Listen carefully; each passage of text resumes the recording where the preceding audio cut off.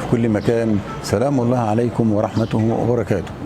نحييكم من مدينة سرسليان ونقدم لكم حلقة جديدة من برنامج نجوم. ولكن حلقتنا النهاردة حلقة متميزة لأنها مع أحد الشباب الصاعد الواعد اللي استطاع في فترة وجيزة من فترة تخرجه في كلية تجارة جامعة المنوفية لحد النهاردة إنه يبقى عنده طموح وأمل كبير إنه يوصل لمكانة مش بس على مستوى مصر بل على مستوى العالم.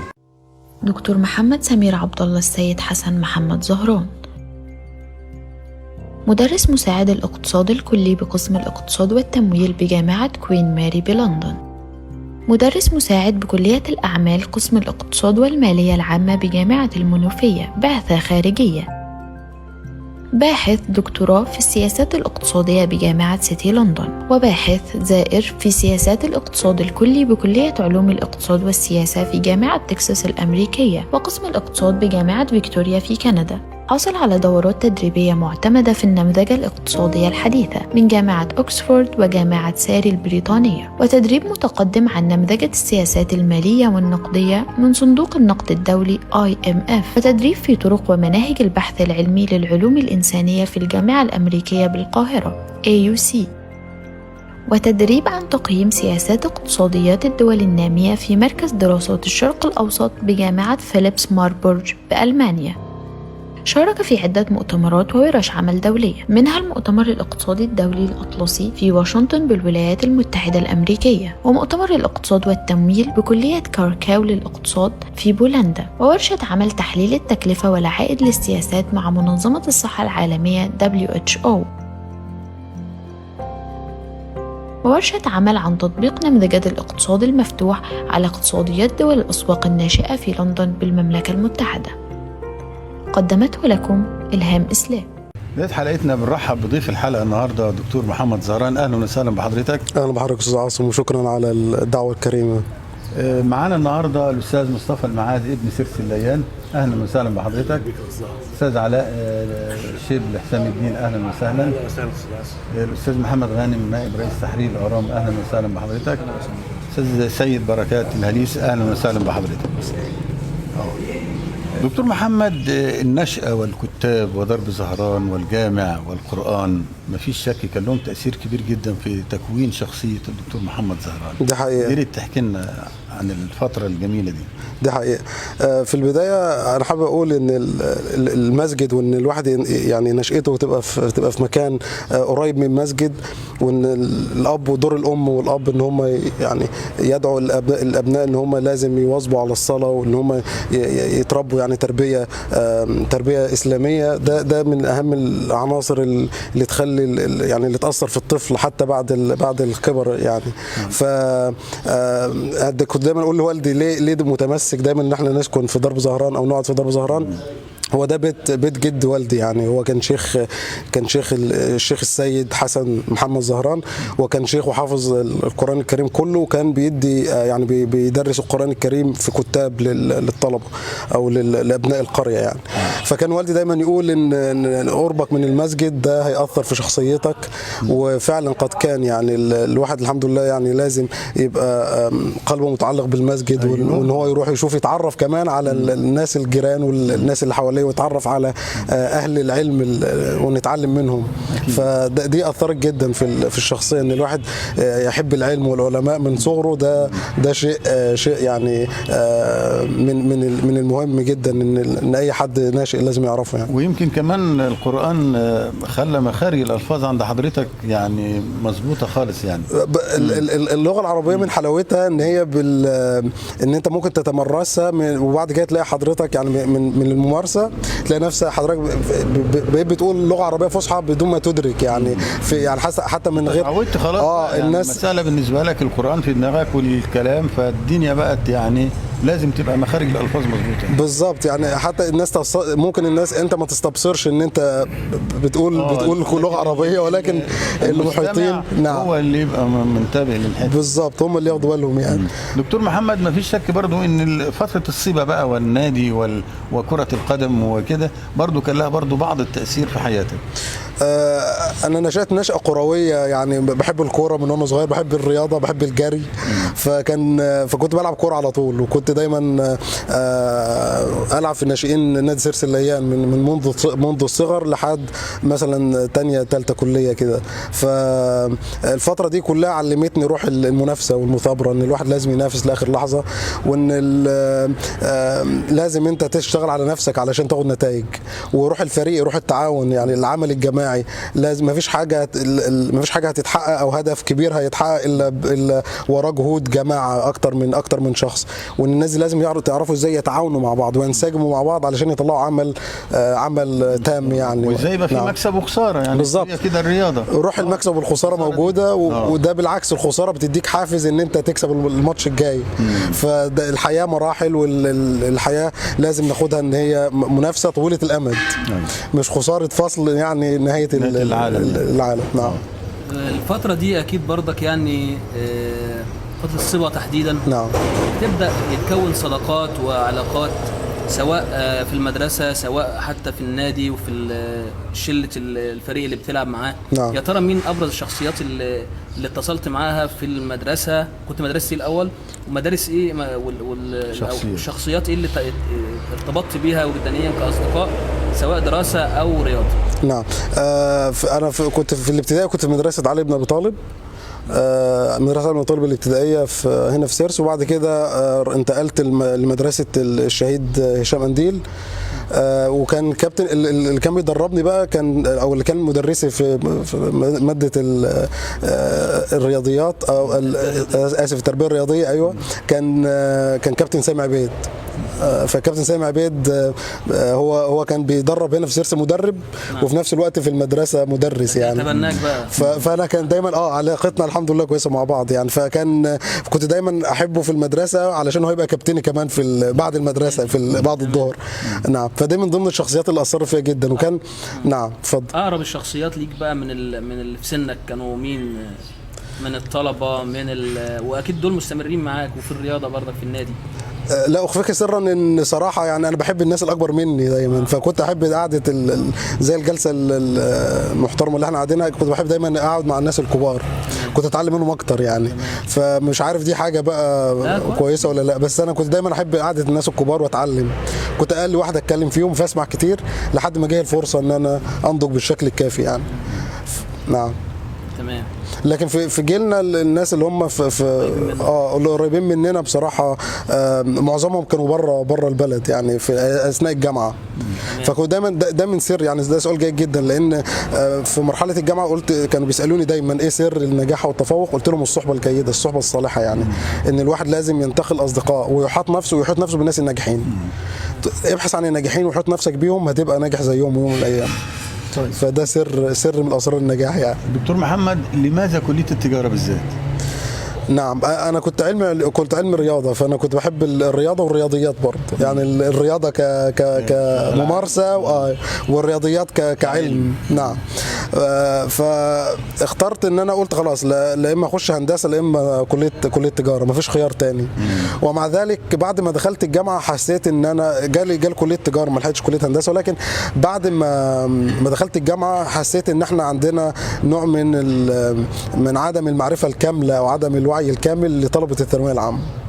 لان لو كنت اعرف ان في كليه اسمها كليه السياسه والاقتصاد، وان كان ممكن بنفس المجموع اللي انا دخلته من علم ادخله بادب بنفس المجموع، كنت انا اغير وجهتي يعني لكليه السياسه والاقتصاد. اللي هو كان كامل مجموع.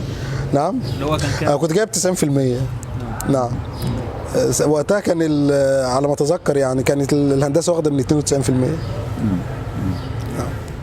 طيب، برضو كلية التجارة وأصدقائك وزملائك والأساتذة، أيوه، ويعني برضو تحدثنا كده عن هذه الفترة السرية في حياتك. نعم. دي تعتبر دي فترة يعني دي الفترة الأبرز في تكوين شخصيتي، هي فترة الجامعة. والقرارات من أولى القرارات المصيرية اللي ابتديت أخذها في حياتي كانت أثناء الجامعة، لأن أنا قررت فيها إن أنا أبطل كرة قدم، وده كان أمر صعب بالنسبة لي يعني كهاوي أو كلاعب في نادي سيرس لأسباب خاصة يعني. من ضمنها سريعا اللي هي ان انا مثلا جلدي ما كانش بيستحمل الشمس العاليه قوي، فانا ما كنتش بستحمل الشمس. كانت دايما المباريات كانت بتبقى في شهر 7 و8 بدايه الموسم في عز الصيف يعني، وكان بيبقى الظهر كمان الساعه 1 الظهر. فكنت بلاحظ ان مستوايا في التمرين افضل وقت العصر او وقت الصبح، لكن في وقت الظهر وقت الماتشات ما بقاش في احسن حال. فده سبب. السبب الثاني هو كان قصر النظر وقتها برضو. ما كان عندي قصر نظر، فما كنتش بقدر اكشف الملعب كله زي ما بيقولوا. فده اثر، مع ان انا كان عندي الموهبه الكويسه وكنت سريع جدا وكنت بلعب على الجنب الطرف يعني وينج يمين، ولكن قررت ان انا اجاهد في حاجه ثانيه، انافس في شيء ثاني بقى الدراسه يعني. ما طلعت من الاوائل اول سنه. لكن نعم. انت كنت بتحاول برضو انك تعمل حاجه في مجال كره القدم يعني. ولا زلت والله يعني، حتى بعد ما يعني اقول لحضرتك بعد كده ما سافرت المانيا لعبت في فريق كره قدم هناك، واتسجلت هناك في فريق كره قدم درجه ثالثه زي سيرس مثلا، وسجلت 3 اهداف في موسم وعملت صناعه هدفين. فكره القدم في دمي يعني، انا بحب الكوره حتى مع تقدم العمر. اي نعم ممكن ما نوصلش لدرجه الاحترافيه بسبب العمر، ولكن لا زلت يعني هاوي كره القدم، حابب لكره القدم يعني كمثل باقي يعني السواد الاعظم من الشعب المصري. ابرز الدكاتره اللي كانوا معاك في كليه التجاره مين هم، واللي استفدت منهم يعني تدين لهم بالفضل يعني؟ والله مين من سيرس تعرفوا بالدكاتره؟ سؤال جميل فعلا صح. سيرس الايام ولاده بالدكاتره، والناس كلها ما شاء الله يعني في اماكن مرموقه. فخلينا اجاوب السؤال من الاخر. من سيرس الليان دكتور معوض الخولي، هو اقرب الناس الى قلبي يعني. اجتمعت بيه وهو رئيس جامعه، وكان هو اللي وافق على سفري اول سفريه لالمانيا.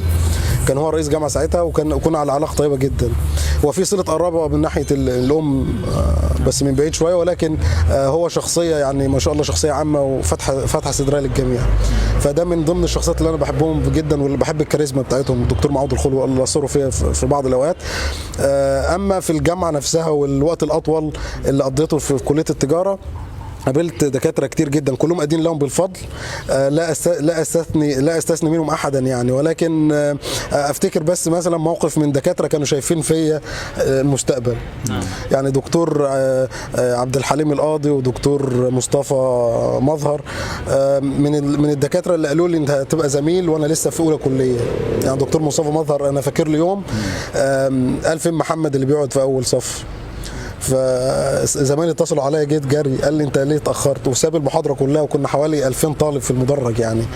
وقال لي طلعني قدام الناس كلها، قال محمد هيبقى زميل في المستقبل وانا في اولى كليه.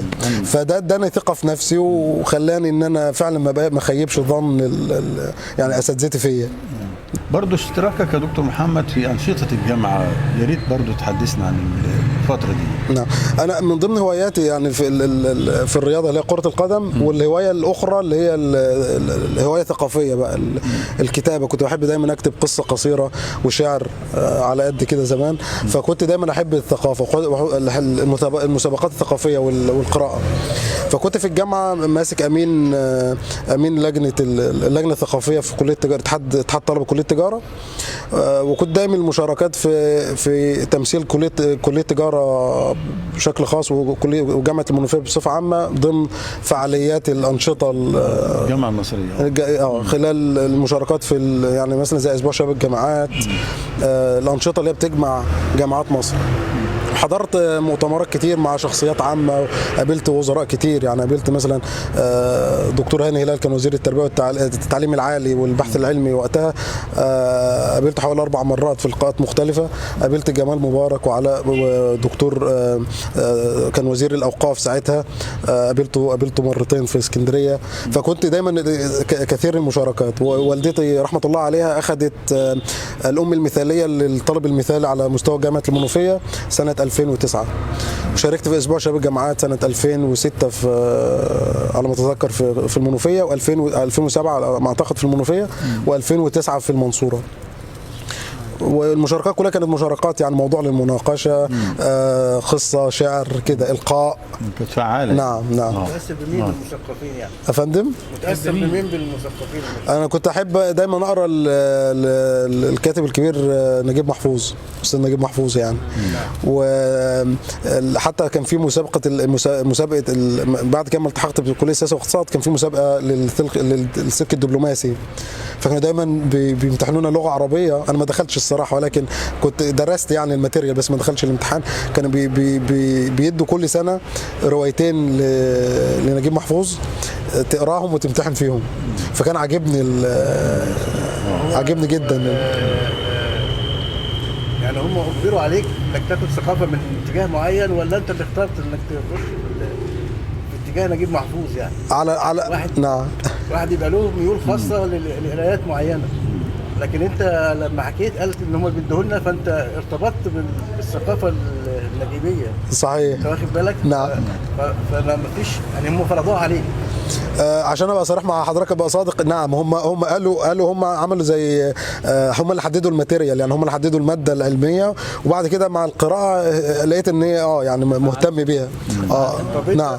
طب بره دي كنت بتقرا لمين او اتاثرت بمين؟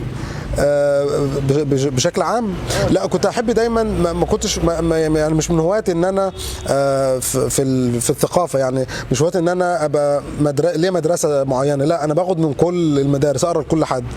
المهم اتعلم حاجه، يعني دايما لما بقرا حاجه في الاخير بسال نفسي سؤال: ايه الفايده اللي انا طلعت منها من القراءه؟ يعني لو قعدت جلسه قرات مثلا نص ساعه او ساعه، اقول لنفسي في الاخر ايه اللي اتعلمته من الموضوع. فلكن بصراحه تعمقت انا بقى في العلم اللي هو الاقتصاد، بقى في العلم اللي هو التدريس كعلم دنيوي او علوم انسانيه، اللي هو العلم الاقتصاد. ده اللي بقى اللي ليه مدرسه فيه، ده اللي حطيت طبع الشخصي فيه بقى. طيب هو انا بس مركز مع الشخصيات، ويهمني جدا تاثير الشخصيات. تمام. لو الفتره دي برضك هل مثلا كان ليك حد على مستوى سيرس الليان اثر فيك ثقافيا دينيا، كنت بتحب تتابع حد من الخطباء من الشخصيات العامه اللي هي كان لها تاثير ارتبطت بيه وجدانيا مثلا، او كان ليه تاثير انك بتتابعه على طول او حريص على انك تقابله او كده؟ كان في حد الشخصيه دي ولا ما اتوجدتش؟ بصراحة يعني على حسب ذاكرتي كنت أحب على مستوى سيرس الليان، فالسؤال سؤال محدد طبعا.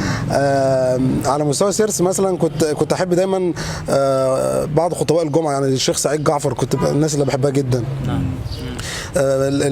خطباء الأوقاف ما أتذكرش صراحة كتير منهم، ولكن كنت دايما بسأل نفسي برضو نفس السؤال، يعني المهم الاستفادة في الأخير.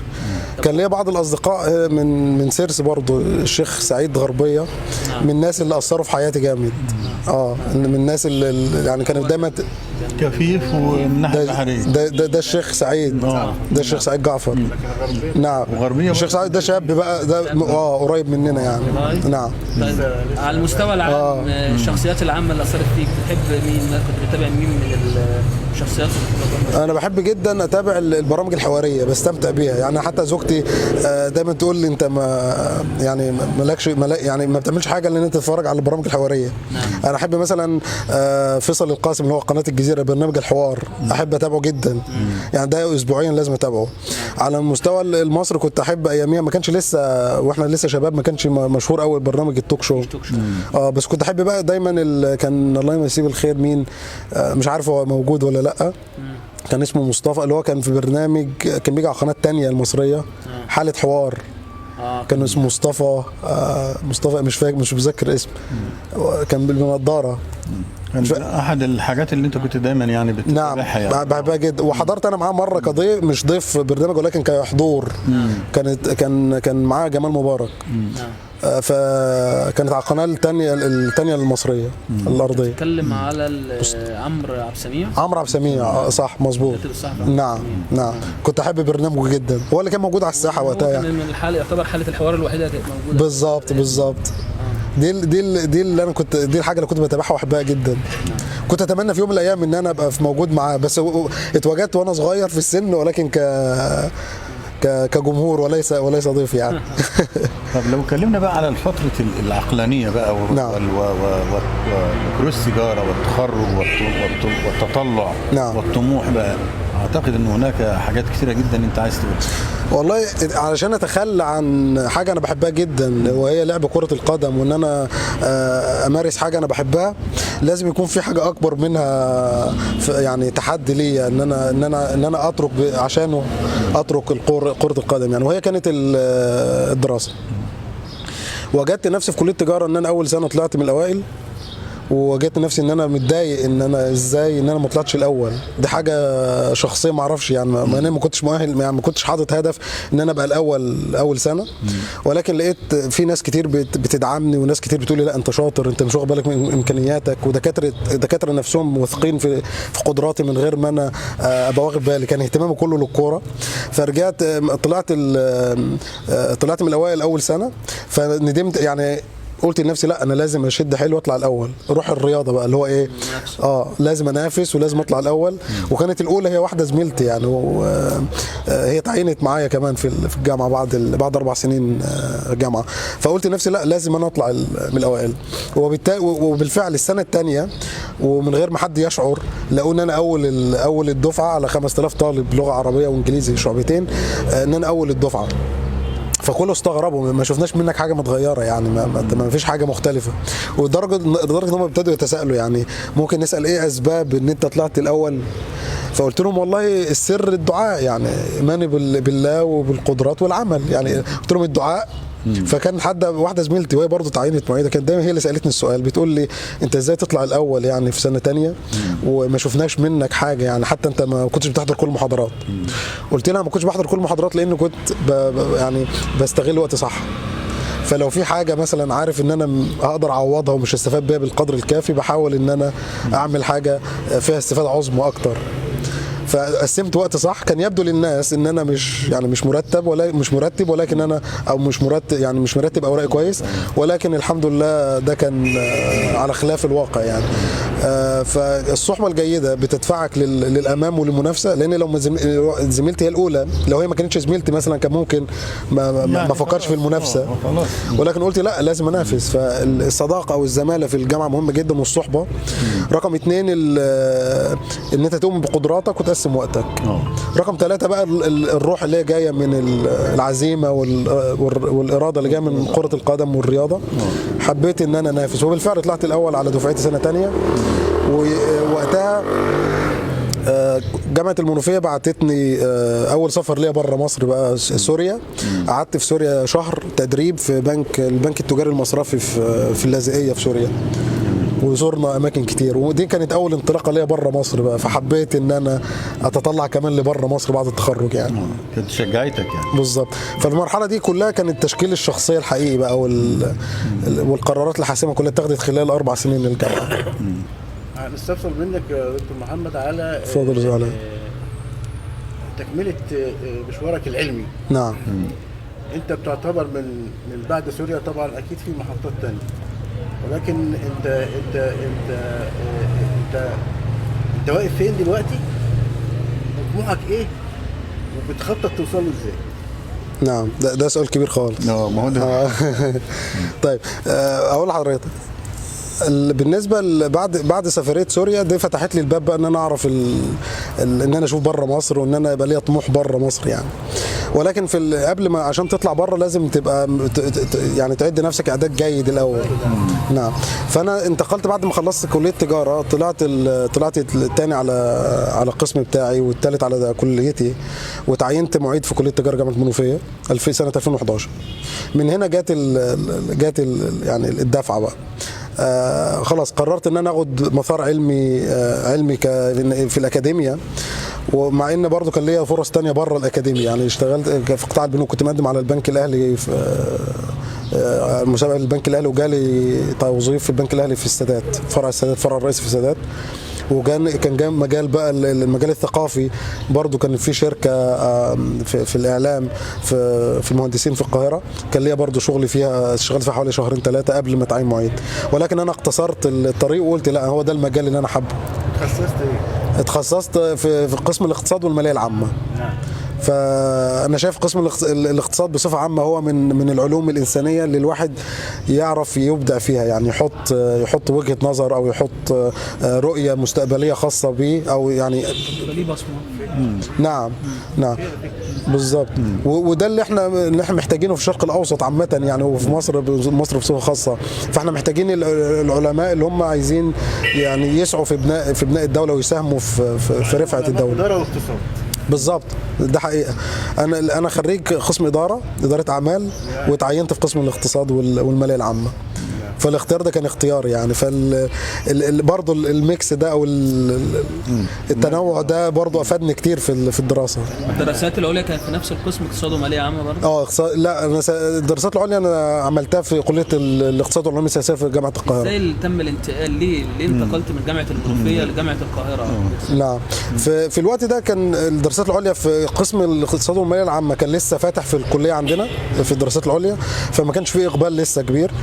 فانا قررت ان انا اقترح على اساتذتي في الكليه ان انا اروح كليه السياسه واقتصاد القاهره، بما ان هي اعلى حاجه في الاقتصاد في مصر يعني.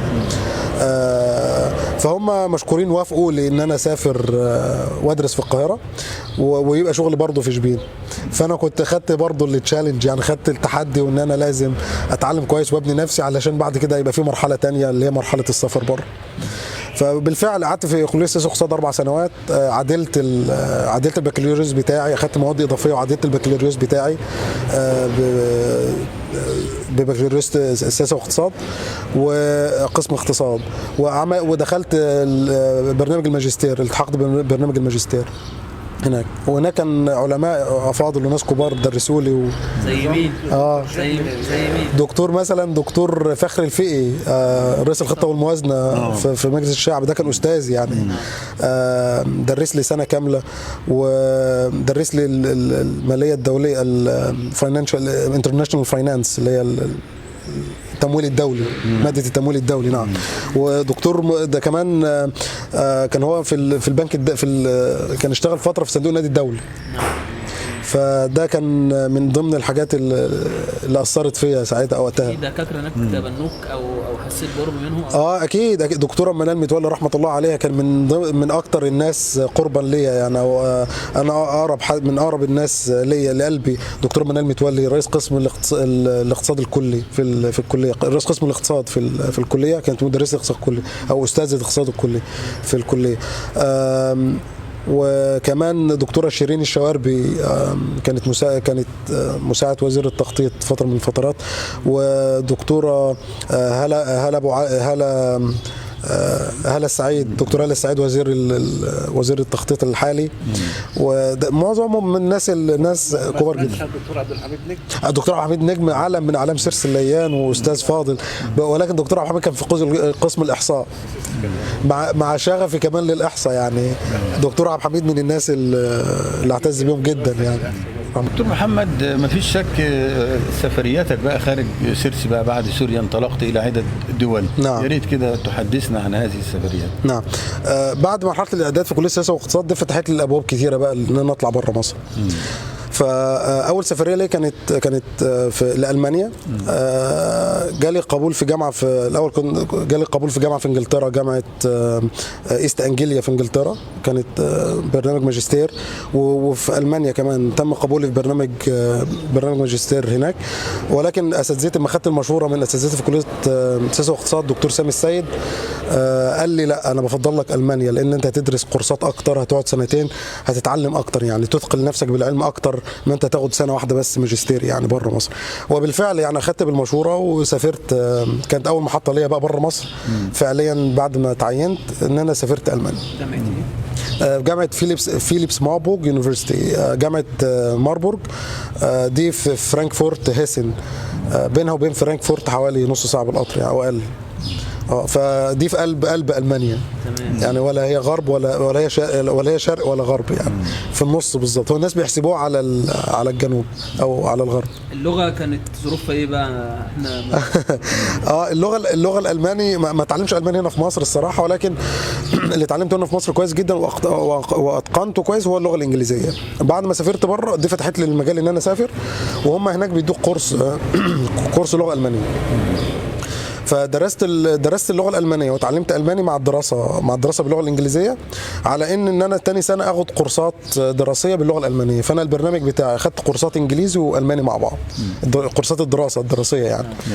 فتعلمت خلال اول سنه اللغه الالماني، والسنه الثانيه ابتديت اخد كورسات معتمده في الكليه باللغه الالمانيه. يعني بعد كده بعد المانيا بقى دايما لما حد بيحاول يسافر بره ولا يروح جيش ولا يروح بره الكلام، دايما بيحاول يدور على اهل الاحماق، يعني يشوف مين في المانيا ممكن يتزامل معاه او مصري مثلا او حد قريب منك يعني نفس بلدك من زمايلك. كان في ليك حد هناك؟ كويس، ده سؤال جميل جدا الصراحه. احنا كنا مسافرين هنا من مصر، كنا خمسه مسافرين من مصر. احنا كنا طالعين تبع منظمه DAAD، دي منظمه دي حاجه هيئه تبع وزاره التعليم العالي في المانيا، وهي مختصه بس في استقطاب النماذج الناجحه يعني. منحه ولا الجامعه مرشحه؟ لا دي كانت منحه شخصيه مش الجامعه، يعني دي بعيد عن الجامعه خالص. فهي DAAD كانت مختاره 5 من مصر، انا كنت من ضمنهم و4 بنات. ففي 4 بنات من مصر، 3 تقريبا من القاهره، واحده من الاسماعيليه، وانا من المنوفيه.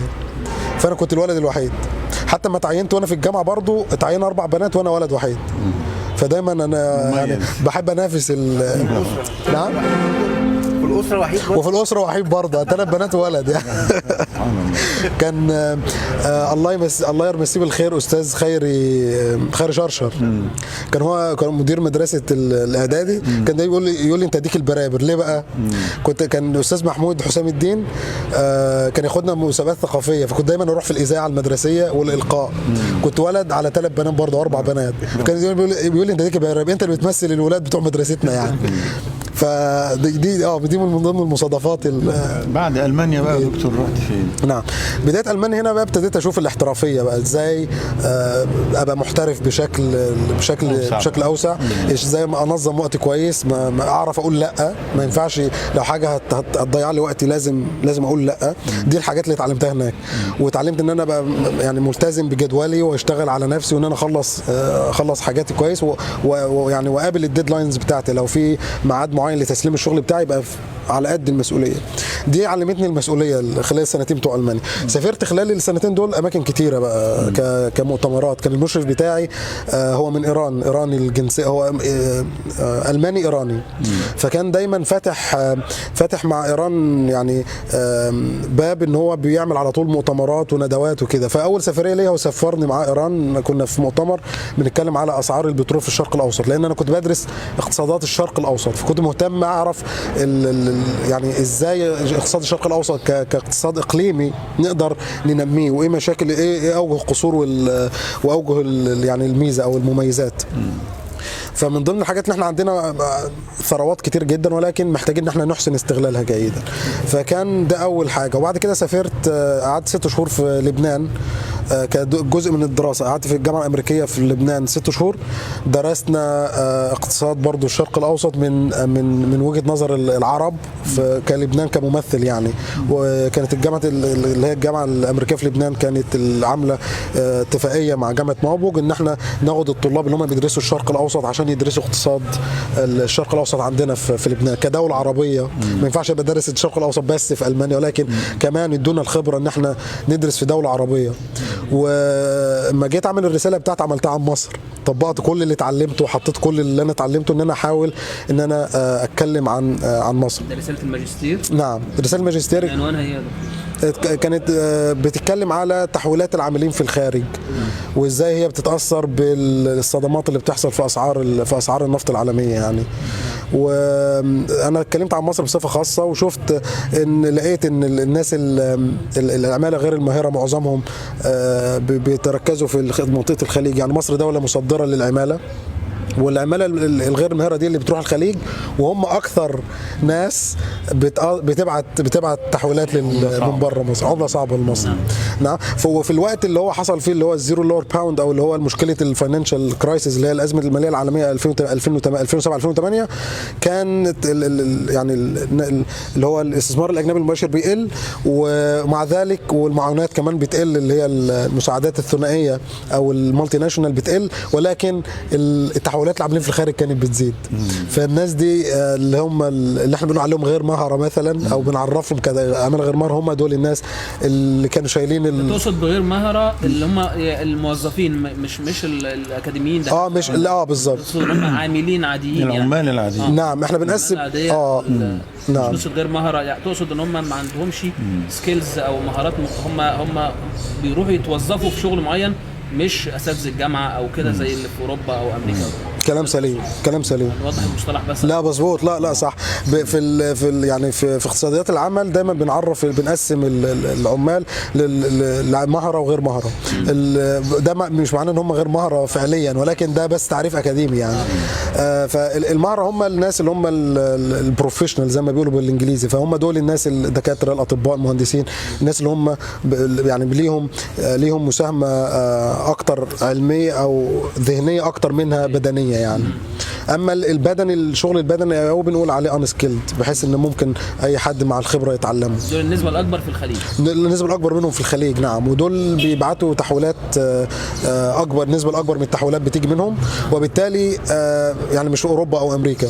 وبالتالي الناس اللي هم العماله غير ماهره زي ما انا عرفتهم، دول الناس اللي بيبعتوا اكتر فلوس، ودول متاثرين جدا باقتصادياتهم بما ان هم متمركزين في دول الخليج، فهم بيتاثروا جدا بتقلبات اسعار الصرف، اسعار النفط. نعم. فكان ده كان محور توصيات الرساله كانت ايه بقى في ظل النتيجه اللي وصلت لها دي؟ نعم، لان ده كمان بيأثر في التضخم، لان الفلوس، ضخ الفلوس، المعروض النقدي لما يزيد هيأثر على التضخم، فلازم برضه السياسه النقديه تبقى واعيه لكده.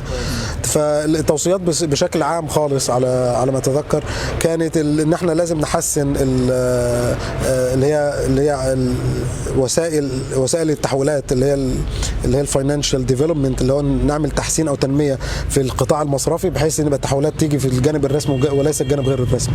لان بعض التحويلات بتيجي غير رسميا، يعني ممكن حد يبعت فلوس مع صديقه مع كده، فدي اسمها تحويلات غير رسميه، الدوله مش هتستفاد بيها، وممكن لو زادت عن الحد بشكل كبير ممكن تاثر على المعروض النقدي، وبالتالي تاثر على اداء السياسات الماليه، السياسات النقديه للبنك المركزي. فالتوصيات دايما. نعم افندم. ايه الفرق بين السياسه الماليه والسياسه النقديه؟ نعم، ده الناس تفهمه اكيد. ده سؤال ده سؤال بسيط وجيد جدا، لانه من الاساسيات، يعني اهم حاجه الاساسيات. فدايما السياسه الماليه هي اللي بتقوم بيها وزاره الماليه، متمثله في وزاره الماليه والحكومه، ودي اللي بتقوم بشكل عام او بشكل مبسط بدراسه ايرادات الحكومه ومصروفاتها. ازاي ان احنا نجمع الفلوس وازاي نصرفها في اوجه الصرف يعني. فده بالظبط السياسه الماليه. وبشكل عام برضو اكثر عاميه، اكثر عامه يعني، او اكثر بدون تفصيل يعني، بشكل عام اكثر عموميه، اللي هو الضرائب هو المصدر الرئيسي للدخل الحكومه.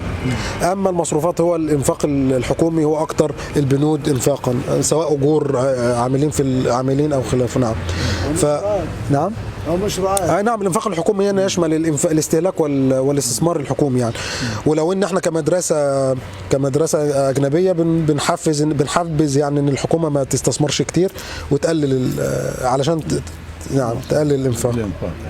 اما السياسه دي بالنسبه للسياسه الماليه. السياسه النقديه من يقوم بها هو اللاعب الرئيسي، هو البنك المركزي، اللي هو في امريكا بيسموه الفيدرال بانك او الفيدرال بانكس، لانها مجموعه بنوك، كل ولايه لها بنك. والبنك المركزي هو القائد الاعلى للبنوك المصرفيه او البنوك التجاريه في الاقتصاد. فهي بتحط السياسات يتبع تطبيق سياسات البنوك التجاريه. فالبنك المركزي هو وحده مستقله طبقا للقانون، بيتخذ قرارات لحفظ النقد المصري وحفظ المعروض وضمان استقرار الاسعار. بناء عليه انت بقى هتكمل النقطه اللي هي ان موارد الدوله من الخارج مش عايزينها تبقى رسميه في الجهه الرسميه. بالظبط، لازم تبقى في الجهه الرسميه علشان تفيد صانع القرار، ان هي ما تدوش معلومات، ما تعملش خطا في البيانات. وفي نفس الوقت لان في بعض الاوقات لازم يبقى في اجراءات سريعه لازم تتخذ من صانع القرار، بحيث ان هو يحتوي اي ازمه تحصل يعني. لان زياده النقود اللي داخله شيء طبيعي جيد في يعني الشكل العام، ولكن قد يكون يعود بالسلب اذا زاد المعروض وبالتالي يزيد الاسعار يعني. فلابد يكون وده يعني الرئيس يعني رئيس الدوله حاليا والقياده السياسيه بيتبعوه ان هو يقللوا القطاع غير الرسمي، لان القطاع غير الرسمي في مصر كبير جدا والناس كتير جدا ما بيدفعوش ضرائب. تقصد السوق الموازي؟ نعم بنسميه السوق الموازي بالظبط، اللي هو انت شغال وبتاخد حقوقك زي حقوق المستثمر المسجل في هيئه الاستثمار، ومع ذلك ما بتدفعش ضرائب، تاخد نفس الميزه نفس المميزات ما بتدفعش ضرائب. فده بيبقى يعني عبء على كاهل الدوله في الاخير وبيعود بالسلب على المدى الطويل. يعني ممكن نشوف اثاره حاليا في ازمات قد تحصل للدول في دول كتير يعني في الشكل الماجستير بقى نعم. بعد الماجستير بقى احنا بنعمل ايه ولا ايه؟ نعم بعد الماجستير كملت المسيره برضو الاكاديميه. قدمت سافرت كتير عامه بالنسبه للسفر، سافرت دول كتير تقريبا زرت حوالي 13 دوله كزيارات كمؤتمرات او ابحاث او خلافه. من ضمن الحاجات اللي اقدر افتخر بها نعم اللي انا ساهمت فيها يعني الحاجات اللي افتخر بها جدا كانت مشاركتي مثلا مع WHO او منظمه الصحه العالميه، لهم المكتب الاقليمي اليوم هنا في مصر، المكتب الشرق الاوسط. شاركت معاهم في ورشه عمل، ودي كانت بدايه ان انا اشتغل مع منظمات عالميه، وده فتح لي المجال بقى ان انا يعني ابقى عندي شغف ان انا اوصل على المناصب. نعم. فاهتماماتي سافرت هنا برضه فتحوا لي المجال ان انا اتعامل مع منظمات تانية واروح مؤتمرات تانية، بعرض شغلي، بسافر اعرض شغلي. اخر مره كنت في امريكا في واشنطن، كنت بعرض الشغل بتاعي في مؤتمر الاطلسي.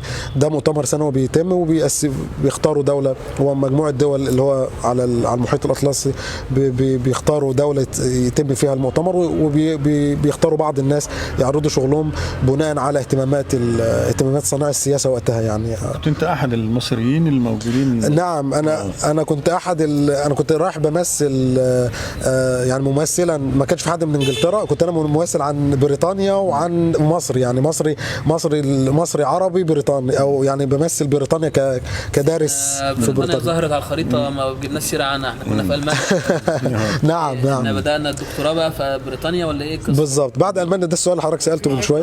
معلش استاذنك استاذ محمد. نعم. لا هنجاوب على السؤالين، اتفضل.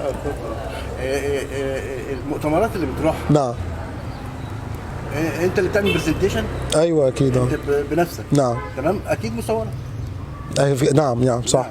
ممكن نسخ منها؟ اكيد طبعا. طيب دي نقطه. عصر الماده كويسه. نعم.